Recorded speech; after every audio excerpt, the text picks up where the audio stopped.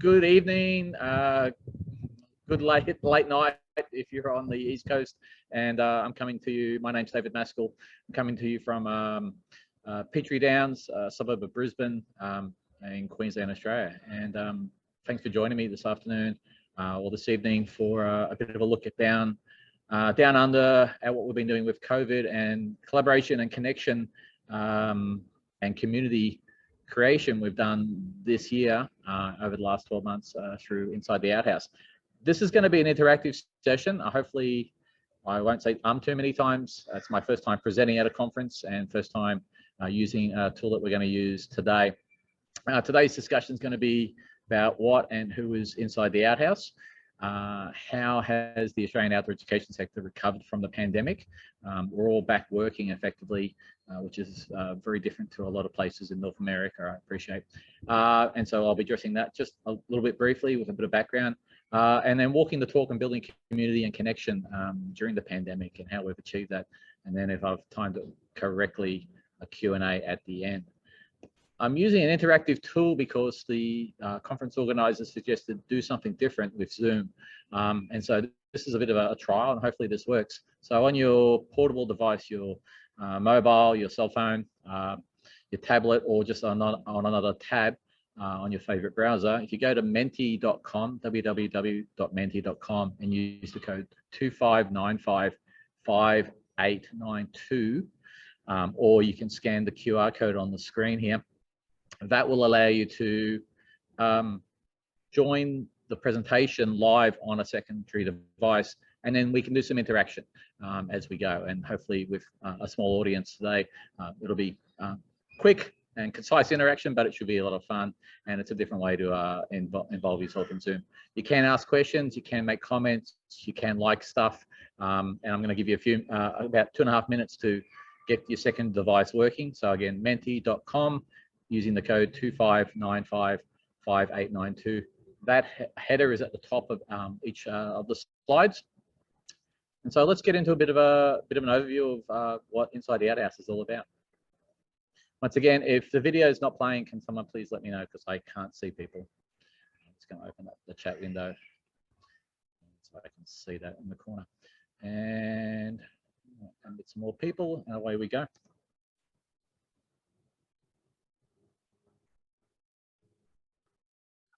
Welcome to Inside the Outhouse, a interactive podcast for outdoor educators, outdoor leaders, outdoor instructors, outdoor learners, and anyone really who has any basis with learning in the natural world.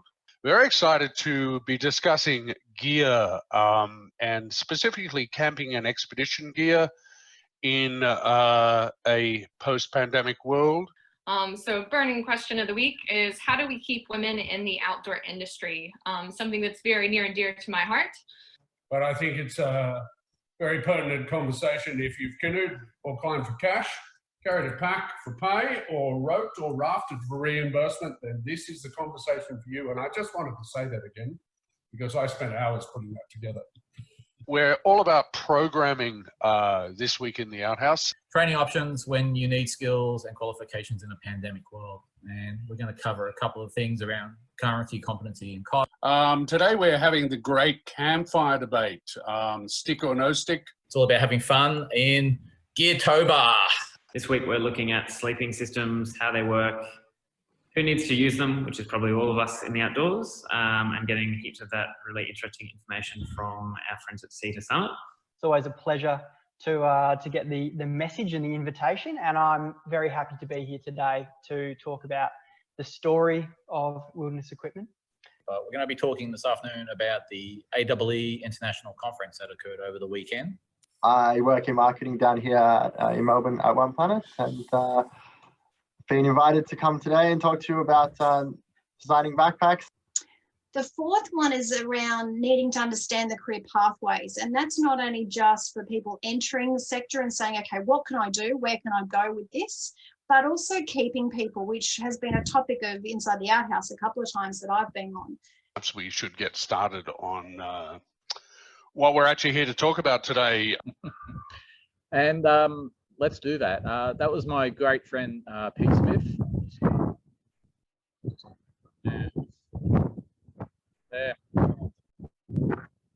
screen.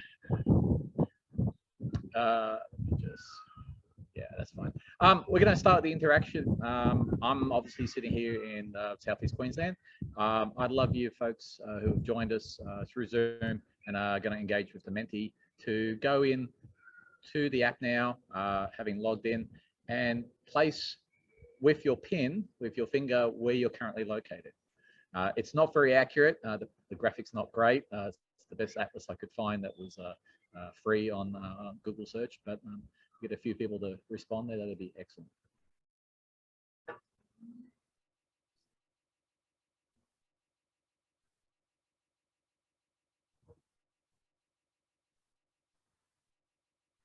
We got some people from looks like either the Great Lakes, maybe the Chicago area. I'm very familiar with there.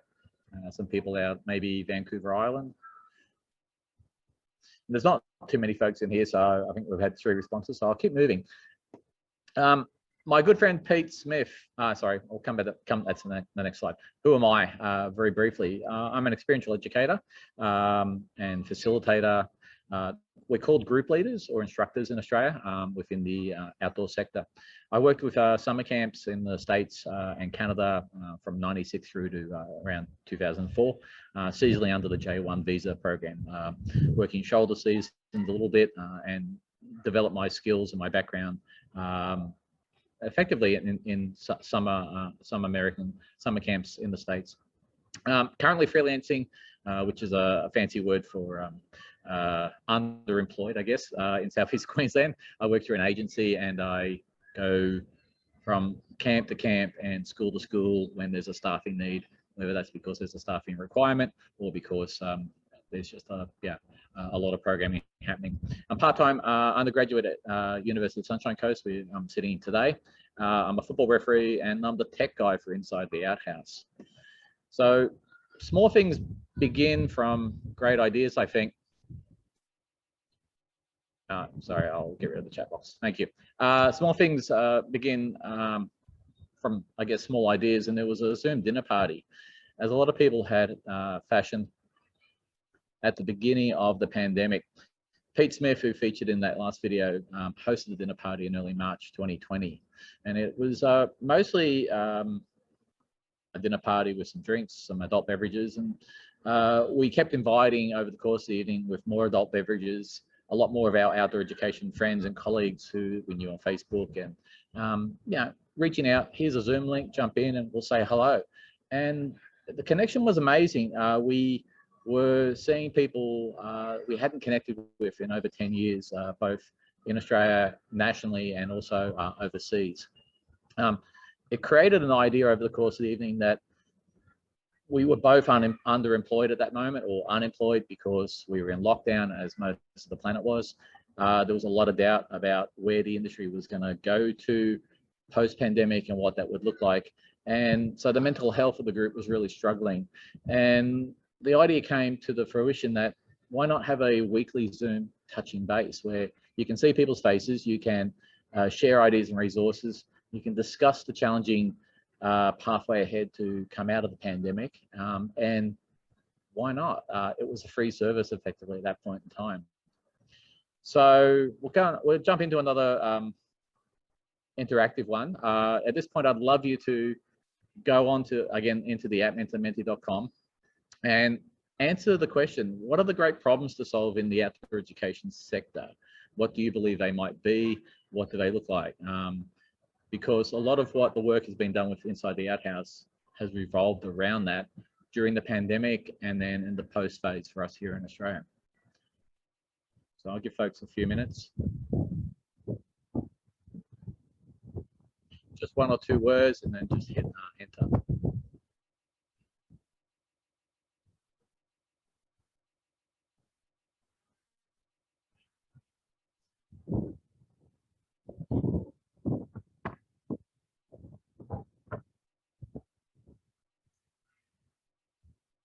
And you can put as many words or phrases in as you like. We've got environmental stewardship there, staff safety, client safety, maintaining certification, environmental stewardship, accessibility.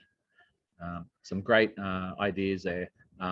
And I would agree and definitely say that some of these ideas and the burning questions of the day are still current, and we felt there was a gap between what within our industry we're able to achieve by going to a conference once a year, once every 2 years, and by working in isolation, the community was really fragmented. So as a result, we went ahead and formed inside the Outhaus, Pete's idea. I'm going to go to the next slide here. And we started having meetings from fairly early, mid-April, around Easter time in 2020. And the invites were basically initially via email, and an agenda like this would have gone out. This is from May, and this is a bit hard to see, but again, you know, what can you do for outdoor education? So talking about initiatives that lead to conversation, exploring strategies to deliver programs in a COVID-aware manner. At this point, we were still in lockdown. We were still definitely, nobody was back at work. Schools were operating, but they weren't able to go into the outdoors or to do programs, and everybody was under stay-at-home orders. As we progressed throughout June, so April, May, June, quickly we started to record our content, because we felt, well, this is actually worth sharing outside of the audience that can actually attend at 4:17 on a Monday afternoon locally on East Coast Australian time. So we had some guest speakers quickly come to the fore that we had connections with through Peter and myself, Alan Barker and Cherie Mullen, who you can both see there. We had Sandy Robinson, who's paddled solo around Australia in a kayak. She came and talked about what her organisation was doing about making COVID safe paddling an option. We had two of the big industry players in Wilderness Equipment and One Planet come in and talk about how do they sanitize, or how do they recommend sanitizing their equipment.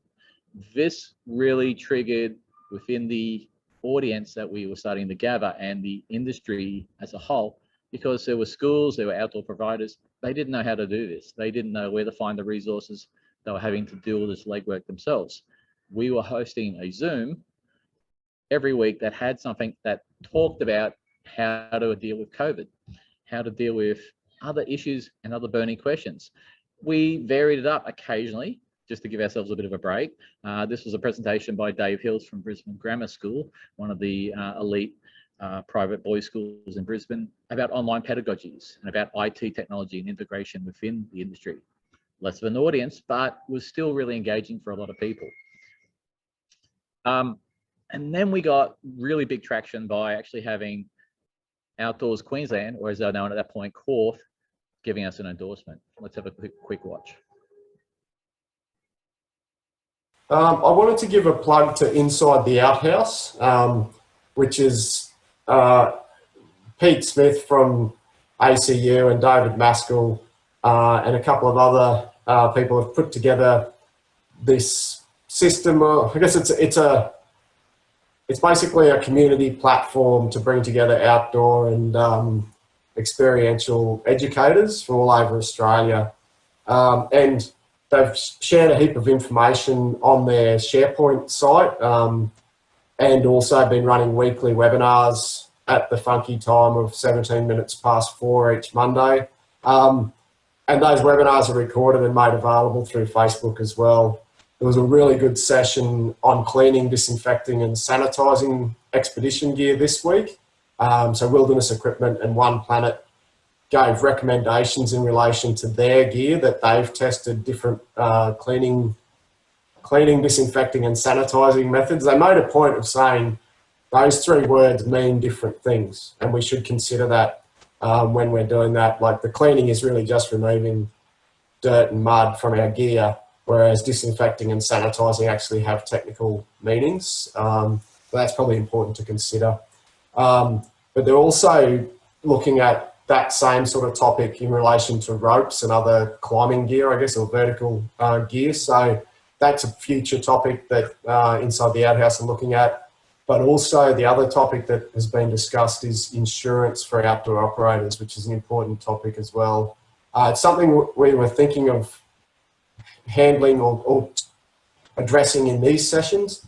But I think if Inside the Outhouse is going to do an hour-long session on it, that might be the opportunity to go to that one rather than us trying to do it here. And we probably won't do it justice in 15 minutes or 10 minutes in these sessions. So we'll see what works there, but I would encourage you, if you're available, to join those sessions. They're a really good discussion. So you can access them through Facebook or just email that insidetheouthouse@gmail.com. And they're certainly worth a look at. And David's just shared a couple of links to Henry from Wilderness Equipment and Ben from One Planet's videos. Thanks, David. Did you? Hello, Dom. G'day, Pete. So I guess just to quickly summarize to the room, I guess when the pandemic first happened, I felt I'd lost all my face-to-face employment in the outdoors, and I felt like there was a lot the rest of the outdoor sector in that position. So I just initially created this discussion forum where we were talking and perhaps giving some mental health support to outdoor educators and outdoor professionals in any capacity. And I'd just like to thank Forth and you too, Dom, for your ongoing support and publicity. And I'd like to just say, if you're not doing anything at 4:17 Eastern Daylight Time and you want to come inside the Outhouse, then we'd love to have you. Thanks very much. Thanks, Pete. And I mean, so Dom, Courtney and Outdoors Queensland are the peer or peak industry body within the state of Queensland for all outdoor recreation and outdoor education, environmental, nature play, everything to do with going in outside. They're involved in terms of promotion and regulating and advocating on behalf of the sector towards the government. This is important later, after the pandemic had settled here in this country and our industry started to come back. They did amazing promotion for us, putting us on their website, and we continue to produce content, and primarily still throughout June and July around COVID. We got engagement at a national level very quickly because we had an audience. We had 300 people who had registered and were watching, not all the time, but depending on what they were doing and their ability to get to a live meeting or a recorded session where they'd watch it afterwards. We had Outdoors WA, Outdoors New South Wales, all of the Outdoors Victoria, all of the peak bodies around the state, around the country, looking at what we were talking about and engaging and sharing. So discussions around insurance in the outdoors, questions around how to clean and COVIDly safe run ropes course equipment with industry leaders such as Fred Hederick from Caldera Dynamic. I'm going to go through these really quickly because this is just a bit of an overview. We covered topics that were more interesting in an academic sense or in a pedagogical sense. So education versus recreation, how do we bridge the gap? As we're going through the pandemic in Australia, we were really lucky. We are the lucky country. Our national borders closed very quickly by the federal government, and being an island nation, it meant that if you came into the country, you had to have permission and you went straight into hotel quarantine for 2 weeks. COVID-19 management was outsourced effectively from the federal government level, who shut the borders, to the state governments and to the departments of health. And within each department of health, they approached it effectively the same way, again, based upon protocols from the federal government, to create COVID safe plans. And this was done through industry peak bodies and by industry collaboration and cooperation. So there were many, many Zoom meetings outside of the ones about inside the outhouse, where people were actually engaged in talking about how to go back to work. How do we do food service at a camp? How do we run a ropes course at a camp? How many students should be sharing a tent now? And all of this became part of what became COVID safe plans for the industry. And they were implemented by outdoor education providers, camps and schools. Here's an example of one, and I'm gonna drop the link very shortly into the chat. Each state created their own plan that were uniquely formulated towards their own state's needs and regulations around OH&S and other issues that might have been relevant, and the industry sector themselves. But these were collaborative documents that came about as a result of many people who normally compete in a very small marketplace, outdoor education, camps, school camps, experiential education, they came together into Zoom meetings and put together. This is the most current one, which is still in effect, even though there's no effective community transmission in Queensland. And this is version 18. And when stuff changes within the pandemic and we have minor outbreaks and minor lockdowns, these plans are updated. This is the website for the Queensland government one. I will just grab this real quickly, and if I can get the chat up again, I'll just drop this link into the chat there for everyone to be able to access directly. Everyone there, and then go there. And then, so don't worry if I'm scrolling through really quick here, I'm just dropping this straight into the chat. There are two versions of this plan. One is for school-based or camps or providers. The other one is for if you're running an activity, but you're not going to a venue. So if you're running a mobile program, but you still need to have COVID-safe practices around what you're doing. Just going to shut the chat there for a second. So these became our template and they become our standard operating procedure.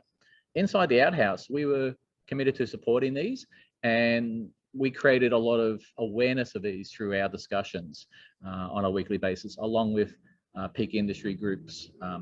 So like Outdoors Queensland, Outdoors New South Wales, they also went to weekly Zoom connections, which sometimes had 30 to 40 people involved, asking lots of questions about how to return to business. I'm going to keep going. This is what it looks like today. This is from the Australian government website. Compared to North America, we've had a really mild experience, and again, being the lucky country. Just under 30,000 total COVID cases, under 1,000 deaths, mostly from the initial breakout and a whole bunch of issues about early learnings or management. Currently today, we have 119 cases active in the country. Only one person's in ICU, and we've had no deaths for many, many months. From my knowledge. We haven't had many lockdowns. Victoria had quite a few early on in the piece where they were having trouble managing it. But the biggest issue nowadays is community transmission and possibly bad management in hotel quarantine, leading to it getting out of quarantine. So we were back at work August, late August, early September. And this will be the second part of the presentation. We all work in isolation. How do we build community where everyone is isolated? As an outdoor educator for many years, I take a group and I go for a hike or I go for a paddle, but invariably it's you, a teacher or another adult, and you work in isolation. So I'm going to throw it back to the Menti app again, and I'd love to have a little bit of, again, feedback. How do you build community and connection? Because this is what I'm going to talk about in the second half with Inside the Outhaus. So I'll give you folks maybe a minute or two to just post a few ideas about how do we build community and connection.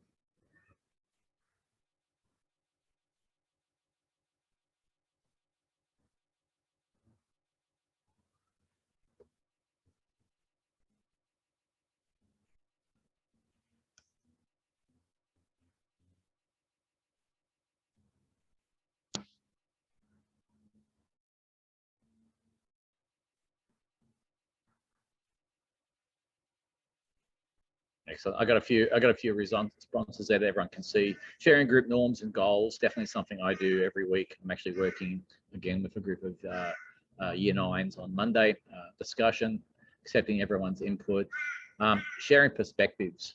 So as we went through the end of the lockdown phase in Australia for the pandemic, Inside the Outhaus had an audience, and we're building our community, and we continue to building it, and branched into topics that were no longer COVID specific, but were the burning questions, the burning issues that as an industry, we never talk about enough. We work in isolation, and we continue to build those communities. Using relational icebreakers activities, that's one I use all the time. And thanks for sharing, folks, that was great. So we'll keep going. So again, just a couple of slides here about just a bit of a snapshot of some of the other topics we jumped into. Challenge by choice, is it a consideration or a crutch?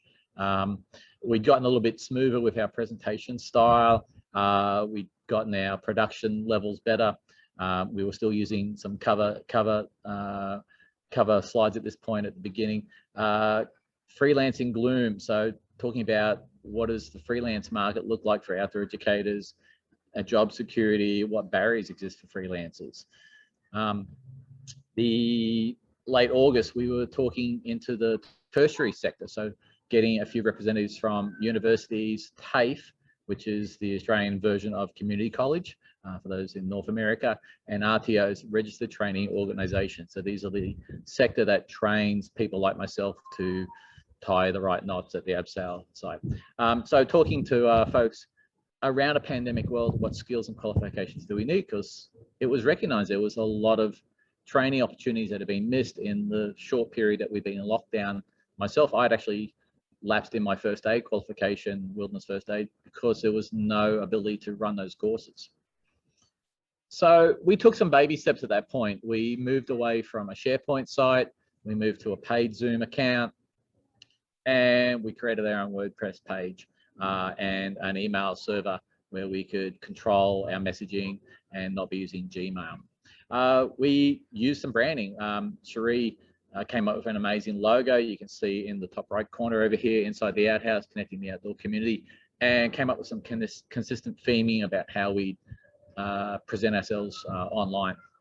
Regular communication with our audience. So again, weekly meetings at this point in late 2020. We still went ahead with a weekly agenda via email. Some people enjoyed that prompt. And we expanded our social media presence from just a single SharePoint page with lots and lots of resources at this point to Facebook, along with uploading of our videos, LinkedIn to connect to people on a different level, and Twitter. We got into really interesting topics based upon our personal interests as a core group, or what Pete calls the oligarchs. So we're the organizing committee. Women in the outdoor industry. So discussing issues around how hard it is to stay in the industry in Australia. What pathways are there as a female instructor as you go through different stages of your life and development of your career. That had a huge audience and a great response. We had a state roundup every month or every 2 months. We try and get members from the state peak bodies in, and this again is late November. So by this point, we're actually really back to work, and lockdown in Australia has really eased. So we're still doing weekly touching bases, but we're trying to get, again, more information about, how do we get people back to work? How do we get people off government support if they've been in that environment? We even started to reflect on what was happening outside of our borders in an international arena. I attended the AEE International Conference via Zoom. East Coast times are terrible for Australian Zoom sessions. It was 1 and 2 and 3 o'clock in the morning, but there's a picture of me in one of the fun sessions that I attended, and reflecting on personal practice and the stuff that came out of that. Evolution of the Outhouse for 2021. So we'd gone through 2020 and we built some community, we built lots of connections, and we felt we had a really good voice. And so as a group, we decided, what should we do now that we all seem to be coming back to work? Cherie had actually managed to land a job based upon her exposure within the Outhouse. Pete's work within the academics field had increased with the return of university students face-to-face and not via distance, and I'd gone back to working freelance. So we felt that we needed to pare back what we were doing. So the Zoom sessions, the meetings live, only occur now first and third Mondays of the month. This is good for us as opposed to the weekly scramble to get a new topic, a new burning question, or a new presenter to come in and speak. We now had more lead time to arrange guests and presenters, and more time to think strategically about what's a really important topic to talk about, or what's really trending at the moment. So just after Christmas, one of the industry's influencers on social media via Facebook started a very animated conversation about wages and conditions.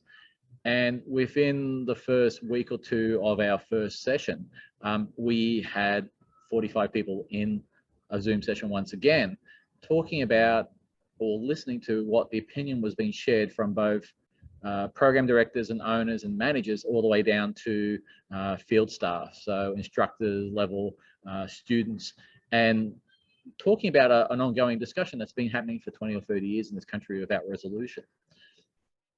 The community is still growing. We find we get less people now face to face because, again, people are back working and are busy. We changed our timings a little bit to account for a West Coast audience, recognizing we're a nationally based organization. So we have an audience in WA, Western Australia, we have an audience in South Australia who are in different time zones. The same sort of situation as occurs between East and West Coast in the States.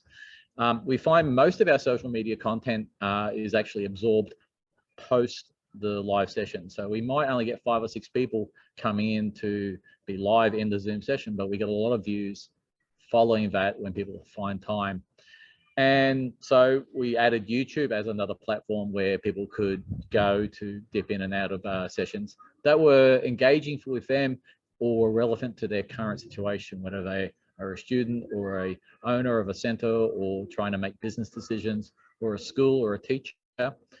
We found that was the evolution and we needed to support our audience in going there. So for this year, we've only done 7 sessions. Here are a couple of the key ones. This was Outdoors People for Climate Action. This is a local group that started not long after we began as an organization, talking about how people in our situation can actually work in the outdoors. One of our regular guests, Alan Champkins, was from South Africa. He was a regular, not presenter, but just a member of the audience who would come in because it was 10 a.m. local time when we were presenting our live session. So he'd come in and contribute perspectives from South Africa. So we had him come in earlier in May to actually talk about the adventure-based experiential learning that is occurring in South Africa. And he gave an amazing background to all of the history of South African outdoor ed, key critical incidents that have changed the culture, and then what's been happening in South Africa, and they're still struggling very much to get back on their feet, along with lots of other parts of the planet.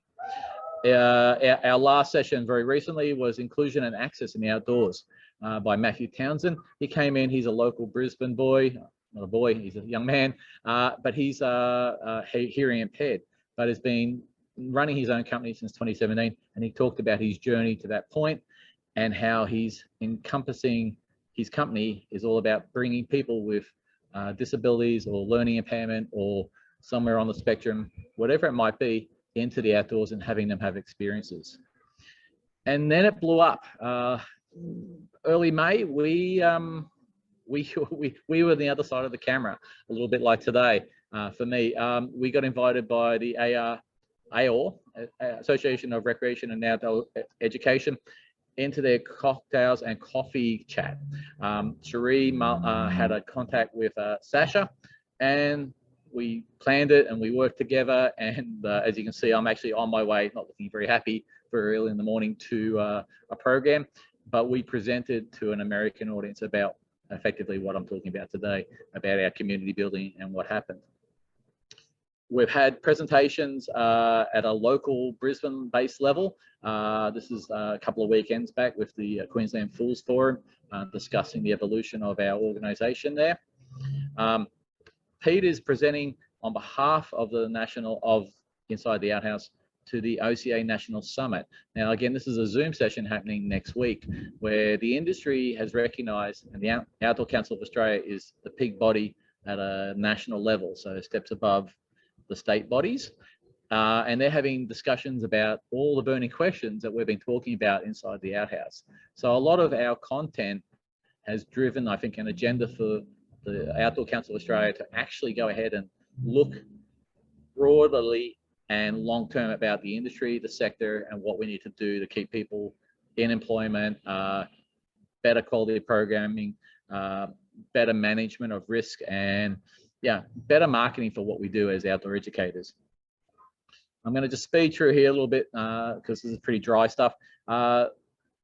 Peter is presenting at the National Outdoor Education Conference, which was delayed last year. It'll be in the Blue Mountains in September, early October, and we'll be down there doing social media and a bit of a presence. And we're still presenting where we can into coffee and conversation chats for Outdoors Queensland and other bodies to get the message out about what we're talking about next month or next week. And this is me a couple of days ago from the field using my mobile coming back from program. What's the future of Inside the Outhouse? So our hope is that we'll increasingly find more collaboration opportunities and promotion of this within the outdoor community.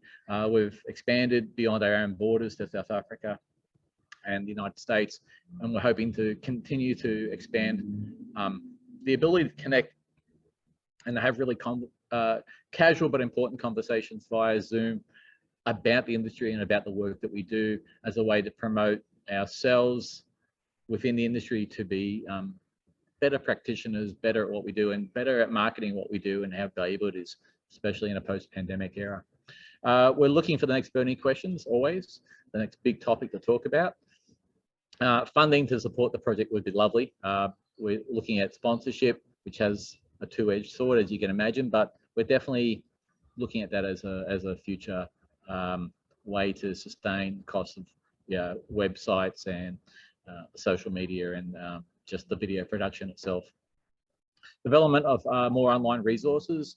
Under the resources section, we've got a lot of stuff from COVID era from last year, and we keep updating it as we go, but we're aware we're not trying to reinvent the wheel with peak bodies who already have a lot of content. But more development of online resources might also include in the short term a podcast with our content in an auditory form instead of just a video, and also specific podcasts around content that's more one-on-one, talking to the big influencers within the outdoor ed sector here in Australia and overseas. This is the end of the presentation a little bit. I'm going to jump out of here. You can find us at all these spots here, and I can throw that back into the chat. We're on Facebook, YouTube, LinkedIn, and insidetheouthouse.org. That's HAUS.org at the end.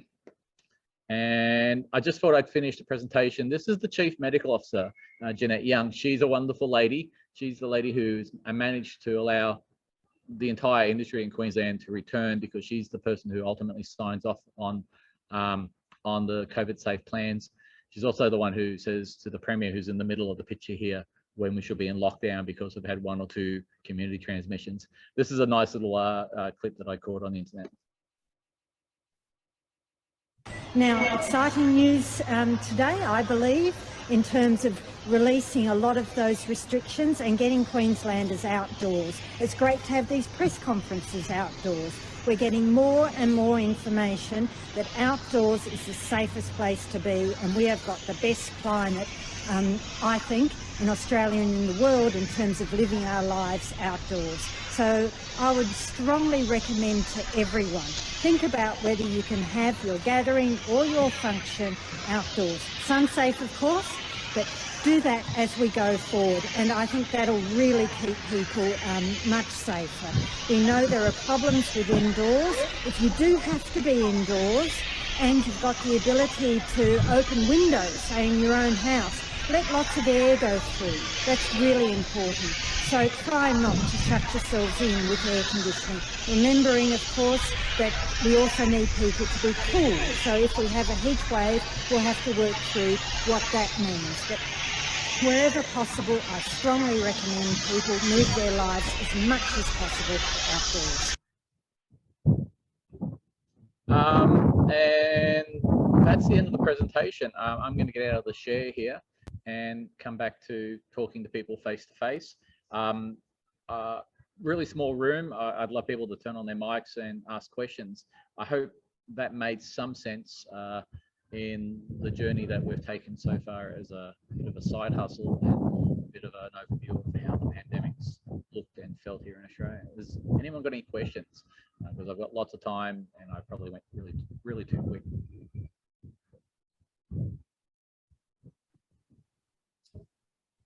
So I'm really curious if you came to some resolutions on some of these topics. Like, for example, I think even here in the States, there's a lot of question around pay and longevity, particularly for folks they're typically in their 20s, mid-20s. Thanks, Kate. It's a great question. Where we did put that Zoom together, and the recording's there if you choose to watch it. It was a productive conversation, and I think Zoom and the fact that you're looking at people face to face, and I'm trying to look directly in the camera, so I'm looking at your face now. When you're looking at people face to face and you ask people, please engage and be present, as we ask our young people to do when they're in the outdoors. There's not a lot of escaping asking those hard questions. There was no resolution from that 50-minute Zoom conversation, but it was fascinating from my perspective that many of the key industry decision makers who own businesses and run a lot of the programming that employ a lot of the 20-year-old market were present. They had their cameras off, but they were listening to what was being said or argued or suggested as the next step. And that ranged from across all the country. We had people from the West Coast all the way to the East Coast, up and down, presented. And we had some very passionate people who talked about the fact that, they were looking to leave the sector because they couldn't afford to continue to work for, $250 a day to be on expedition, because it just wasn't paying their bills, wasn't paying rent, weren't able to afford to live effectively and efficiently. And I've experienced that myself and continue to struggle with that as a freelancer, even in Southeast Queensland. And I'm one of the more experienced people here. The OCA's national conference, at the big picture, the 10,000 foot perspective, are going to look at that as one of their key areas, because people leave the industry in Australia because they can't sustain a family or rent or a mortgage. So they leave the industry, they get all the skills in their 20s, but by the mid-30s they're gone because they've transferred out to a different sector, they've upskilled to something else, a lot become paramedics or police or teachers. And how do we engage those people to stay within our community and to not have that reinvestment of training costs perpetually for many of the organizations? There's no answer to it, I think, at this point, Kate, but it is something as a sector we're looking at.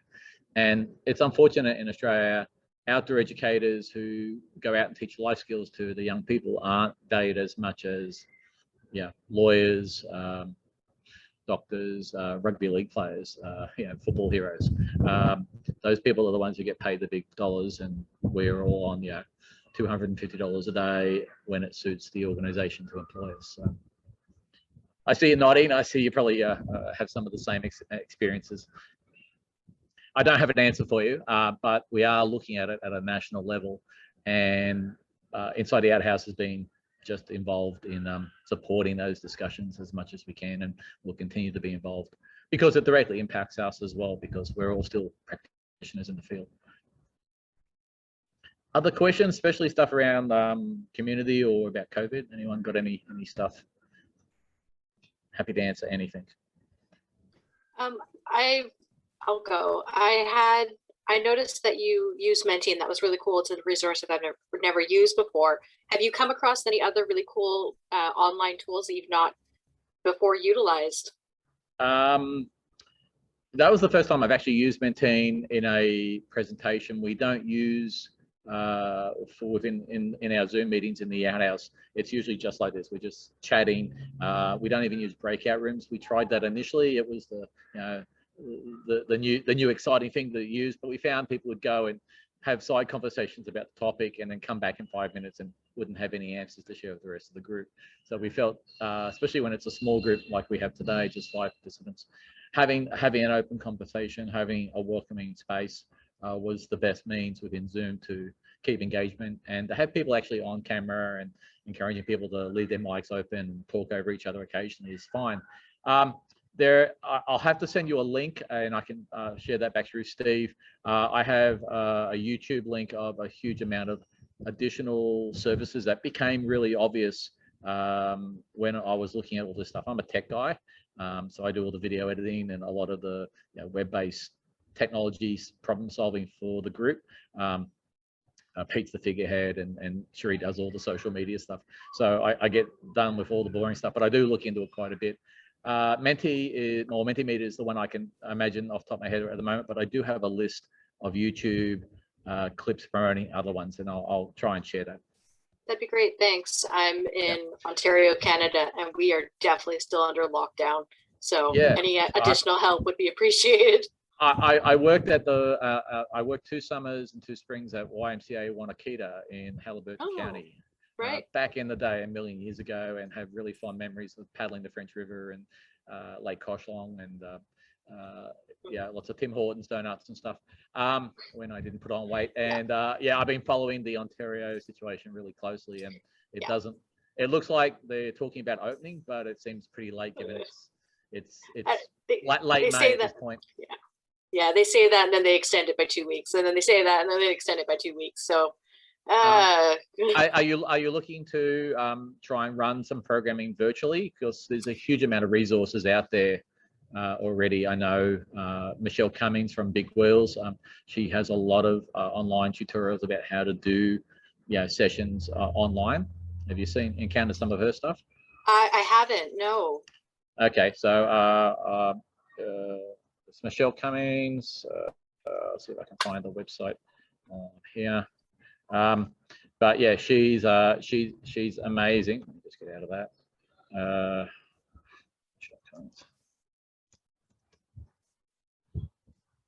Okay, training wheels.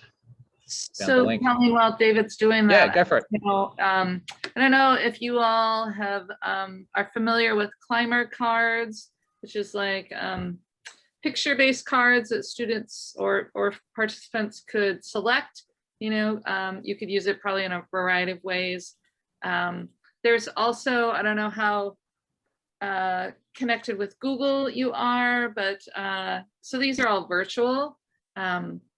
But there's Jamboard, which is kind of like a more interactive. The Menti is great because I have never used it or seen it used this way.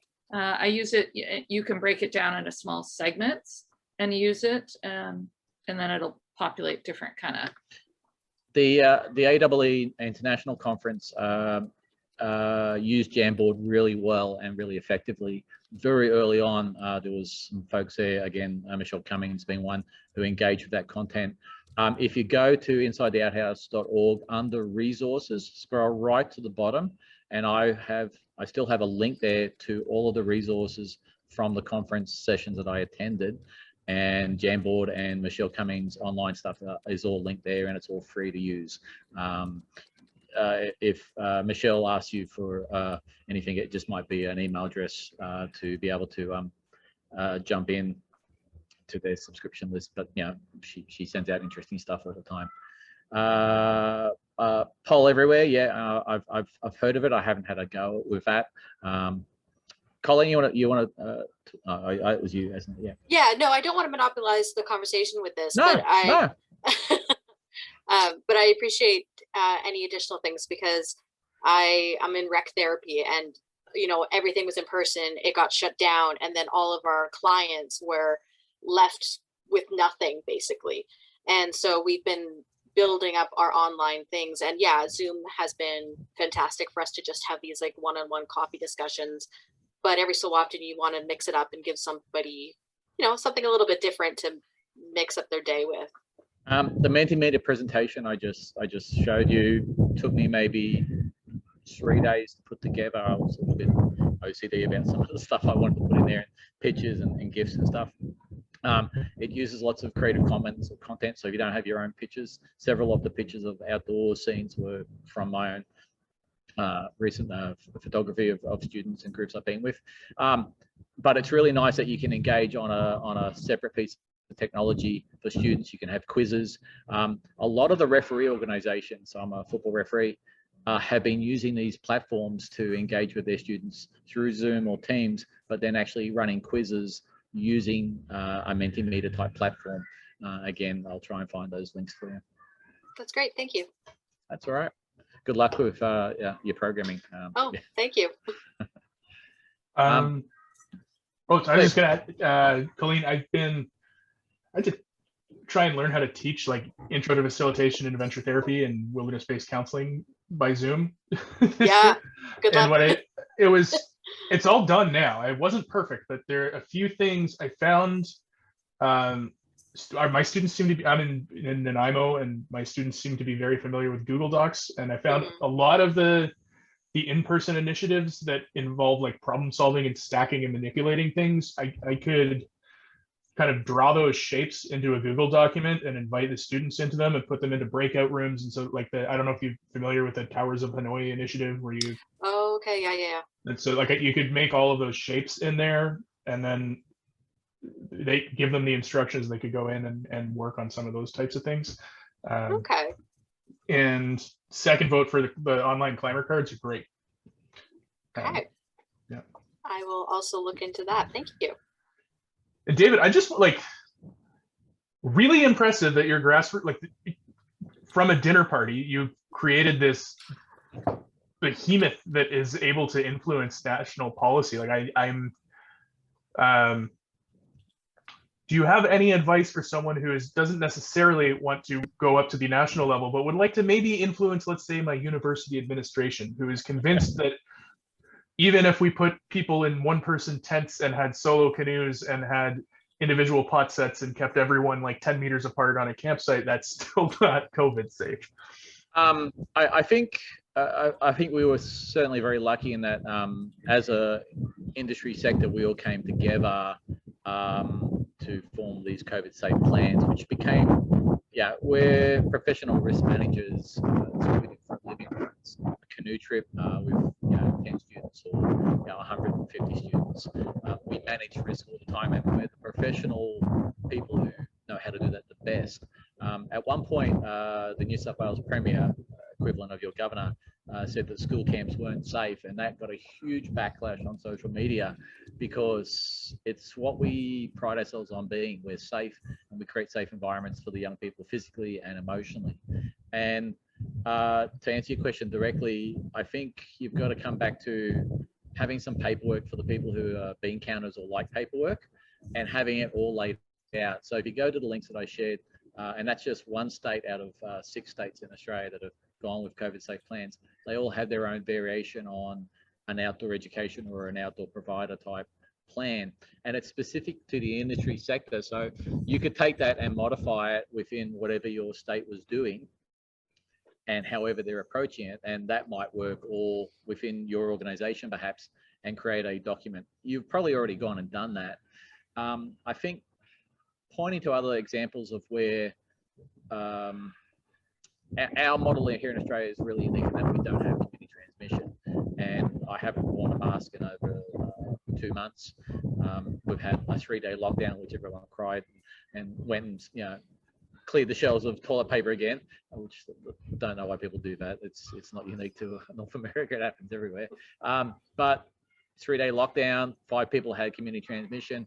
It all went away. They contact traced it all really efficiently through QR code tracking. When you go into restaurants and stuff, you have to do that, or you used to have to do it. It's no longer even an option now. And we don't have a pandemic here. The most amount of stuff that I now recognize is a lot more hand sanitizer used on program. Been saying that, we've actually meant that a lot of our programs have adapted and have become much smaller in terms of, instead of having 15 or 18 students with me, some weeks I get 10 or 12.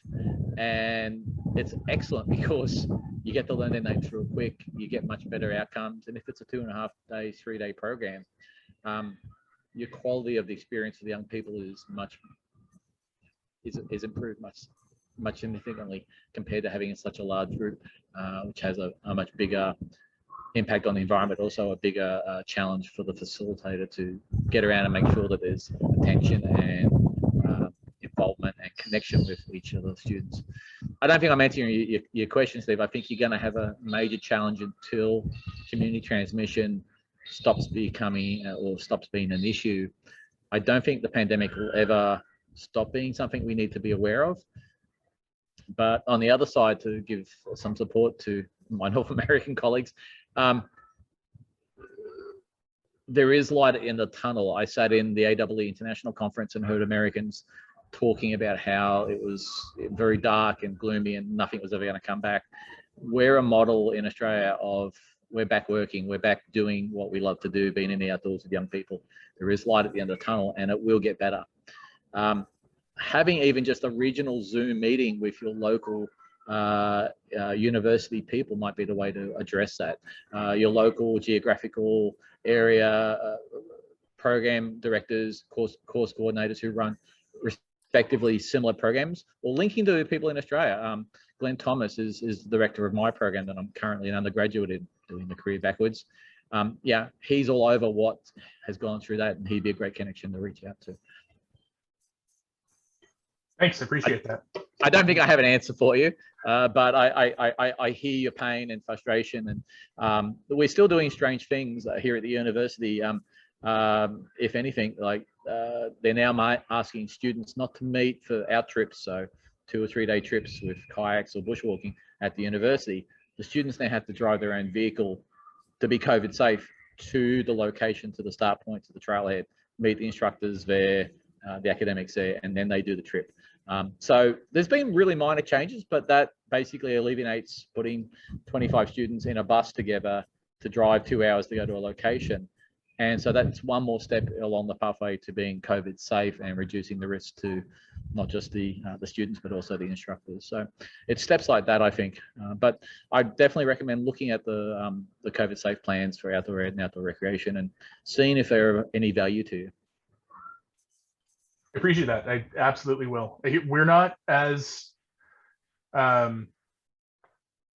an industry, we're not as regulated, I think, as you are. So it's as a result of that, because there isn't one body that says this is what we're doing in this state of this province, that there's a lot of back and forth. And I find program administrators and the legal teams at universities have no idea what outdoor risk management is. They just so that's another conversation.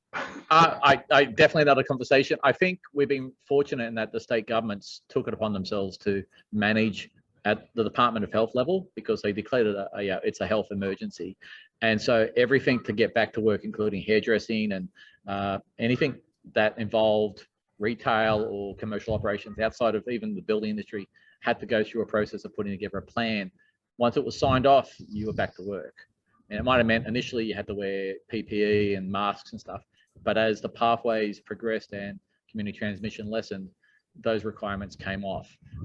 Even now, I think we don't have any restrictions on multiple students sleeping in cabins together or bunk rooms for their programs. We're about to run out of time. I don't want to monopolize people's time for other things, and no doubt it's about 8:30 on the East Coast. So I hope everyone's gotten something out of today's session. It's a little bit of a snapshot of what's been happening here in Australia, and I do appreciate you choosing to come and listen to my rants for an hour as opposed to going to some of the other presentations today. And thanks very much for coming, everyone. That's great. Thank you. Yeah, thank you. And would love to see if you can find the time, jump in, as Pete, my colleague, says, 6:13 p.m. Australian East Coast Standard Time.